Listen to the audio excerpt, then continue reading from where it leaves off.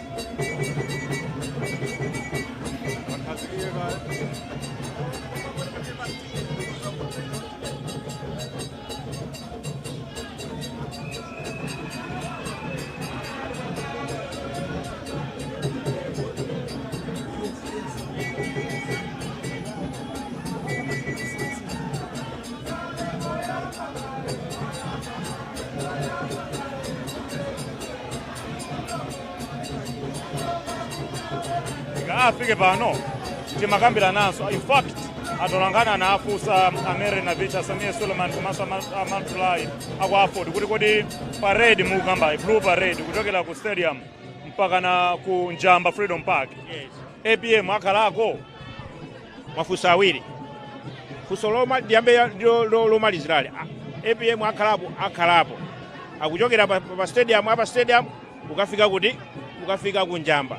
APM akalapo ndipo alikale mu blanda momu wafika kale kuchokera kuti kuchoka kumangoja alikale momu no chakukonda kupechawo iye amakonda konse ndi mtsogoleri wa dziko lonse amakonda konse kulilongo analiponso kwasala kuti tipite ku Nzuzu akhalapo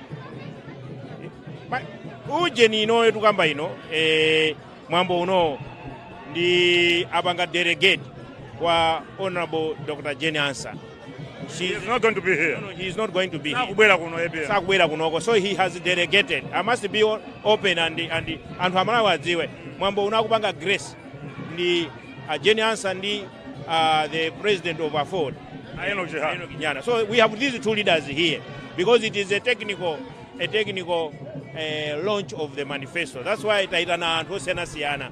And this kwambiri ikhala mu chizungu. Tikufuna tiyankhule ndi madonors, tiyankhule ndi anthu a business. Kuti tsogololano a business ine madona ndi chizungu basi. Ovota komanda Malawi. Chijewaso chili momwemo. So no mwambo wakuti no ovota ndamala yamankhula chijewa. Mwambo wake ndo umene ya president akupita masanano. Kunja. Uno wazungu. Uno ndi a business. Iya osada azungu okaya. Amalawi amene yakufuna kumafusa nanga siti kapita musonkhano kuja. Inu mukafuse fuso ngati.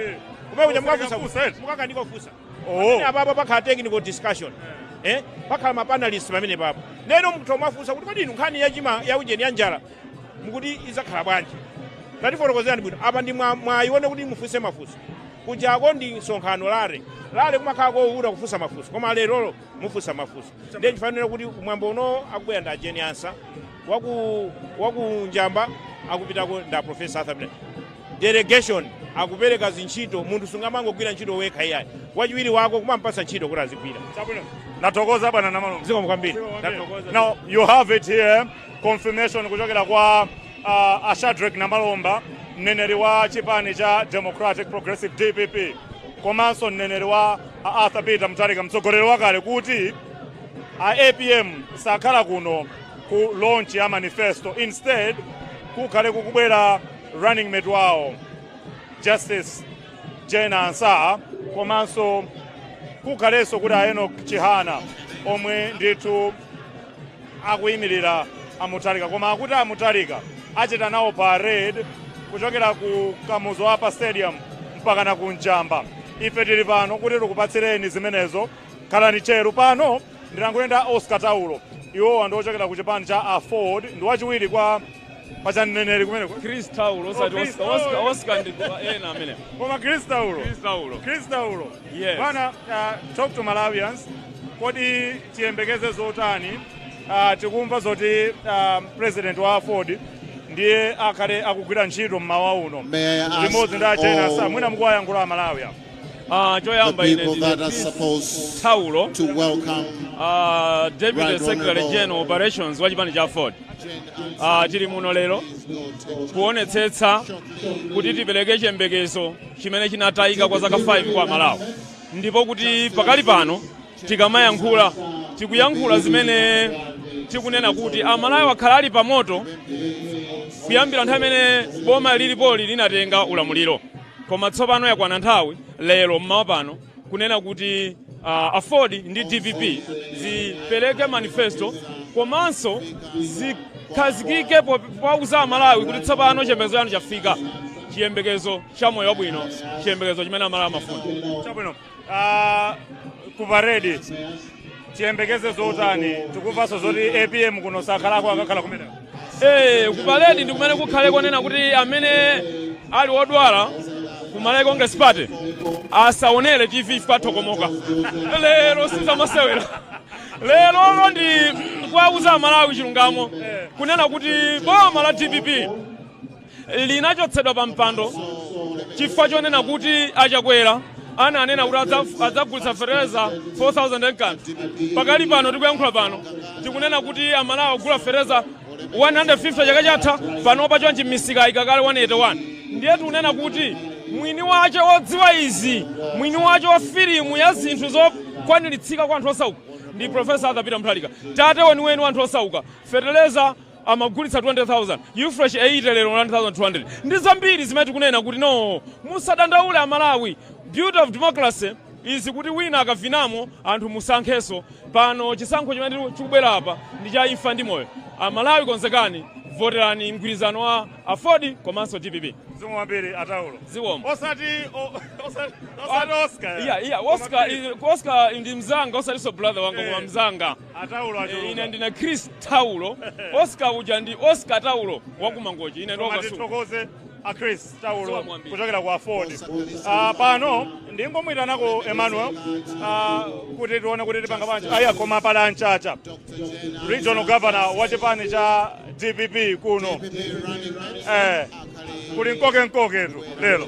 Yes, lero kuli nkoke siku lija lafika, siku limene Amalawi akhala akulilembekeza. Lero ndi siku limene tikuyamba kupanga boma la Nyuwansi liyambika lerolo malingana ndi manifesto imene ikutulusidwa lero pano.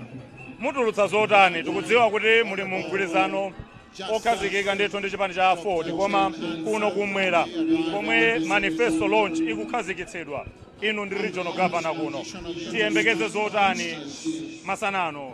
Mmene ndafotokozera kuti mayankho afika Amalawi. Mene mwayendera mtawuni inu mwaona anthu ali ndi vuto losowa mafuta, kusowa chakudya, kusowa mapasipoti, kusowa forex, zonse zija mayankho ache abwera lero muno ndi chipani cha DPP mogwirizana ndi Afford. So anthu ayembekezere ndithu kuti lero siku la lero tikuyamba Malawi wasopano, kuti nosopano tiyende tipite pasogolo kunena kwa kuti Malawi akhale okomera wina aliyense. Chifukwa lero moyo wa anthu kumuzi ukupweteka kwambiri, anthu Amalawi akuzunzika kwambiri kumudzi, koma lero tabwera ndi mayankho. Tabwera ndi mayankho, manifesto yathu ndi manifesto imene itumikira Malawi imene ikubweretsa zinthu zenizeni zogwirika. Ground anthu akukutsatira mbenino a DPP kapena ndi mbali inayi. Aiditu ifetu DPP ndi chipani chachikulu kwambiri. Komanso anzathu amene tagwirizana nawo Afodi ndi chipani chachikulu kwambiri. Amalawi pena paliponse pamene mungapite kha kuchitipa, ku Nsanje, ku Karonga, ku Mkingi, ku Rumpi, kwina kulikonse mukapeza kuti DPP iliko. And DPP yo pena paliponse sionena kuti so mungachite kuyisekera kuchipinda ngati mene zili zipani zinazonyamulira mchikwama ya. Ichi chipani chachikulu kwambiri. And ndi chipani chimene akuyembekezera Malawi kuti chipange zonse zofunikira kuti Amalawi achisole musinga zimeneyo akukumana nazo. Chabwino. Tikakumana kunjamba. Kunjamba kuli ntchito lero loti kugamba nkhani ya aperezi mukaona kumene. Aperezi mukaona kumene. Aperezi ndi anthu oyipa kwambiri, anthu amene safuna zabwino. Mukaona kumene. Thank you. Tatokoza. Akuti tiyembekezere aperezi. Nimuyitane manewo chibwana. Kuti mwina angoti zukutira pang'ono. Kasim akhala akubwera ndi manifesto ija kuti wayipeza. Two key issues from the interviews that we have conducted so far. One, akuti APM sakukhalako kuno. Kuna kutuma ajena Ansah komanso aelo jehana zotanthauza nyanza. Ndikuona ngati kapena mwina afuna kumpasa kwambiri mwayi uyo mwina running mate kuti azionetsere mphamvu zake komanso mwina kusungira kuti Right Honorable Dr. Jenny Ansah SC.